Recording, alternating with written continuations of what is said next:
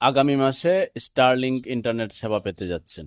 এখানে মজি কোনটা কাটাল কোনটা কেউ চিনলে বললেন। আচ্ছা, স্টারলিংকের গিট খরচ পড়বে ডিভাইস সহ অনেক কিছুর 43 থেকে 74 হাজার টাকা শুধু স্টারলিং গিট মানে ডিভাইস যেটা এটার খরচ, মানে সংযোগটা নিতে গেলে এত টাকা খরচ করে লাইন নামানো। আচ্ছা, মাসিক খরচ কত? 15,000 টাকা। এখন আমাদের বাংলাদেশের গ্রাহকরা 500, 1,000, 2,000, 2,500 টাকা, 3,000 টাকায় সর্বোচ্চ যেতে পারে তারা। এখন মাসিক 15,000 টাকা দিয়ে স্টারলিংকের সেবা নেওয়া, ইন্টারনেট চালানো, এটা কতটা প্রাসঙ্গিক এবং কতটা যৌক্তিক কিংবা কতটা জনপ্রিয় হবে? যদিও এটার সেবাটা কখনো শাটডাউন হবে না, আবহাওয়া যত খারাপই থাকুক, যেহেতু এটা উপর আসমান থেকে স্যাটেলাইট কানেকশন নিয়ে আসবে। কিন্তু খরচটা অনেক কম যদি না হয়, তাহলে স্টারলিংকের